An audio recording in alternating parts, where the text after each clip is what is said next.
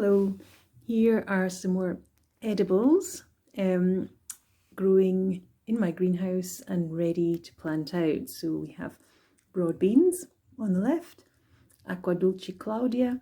These were sown in January, end of January, and also some peas, kleine Reingartenen, which I think are a dwarf variety.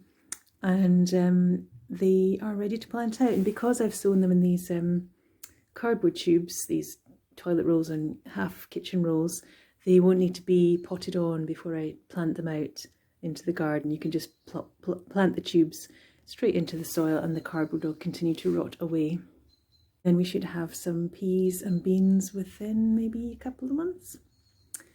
And just down here we've got some claytonia, or miner's lettuce, which has these interesting perfoliate leaves. It's called Claytonia perfoliata, which means they've got leaves with a kind of almost like a button in the middle where the flower comes. If you can see on this leaf, you can see the flowers starting to grow right in the centre of the leaf, which is quite an unusual structure. Anyway, these are volunteer seedlings. They just sprouted. They must have been in the compost. And so they've got to a nice size now because they're in the nice cosy setting of the greenhouse. And you can just pick a few leaves. They're quite fleshy, the leaves, and they've got a nice mild flavour, and they make a nice addition to any early, late winter or early spring salads.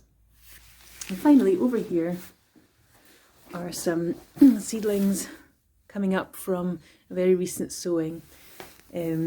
So we've got rocket at the back, and some chrysanthemum greens just coming through here, and finally some watercress, which is, I actually didn't sow this, but I picked up some seedlings that had sprouted from the pot I was growing watercress in last year. So I just took up the seedlings and transplanted them.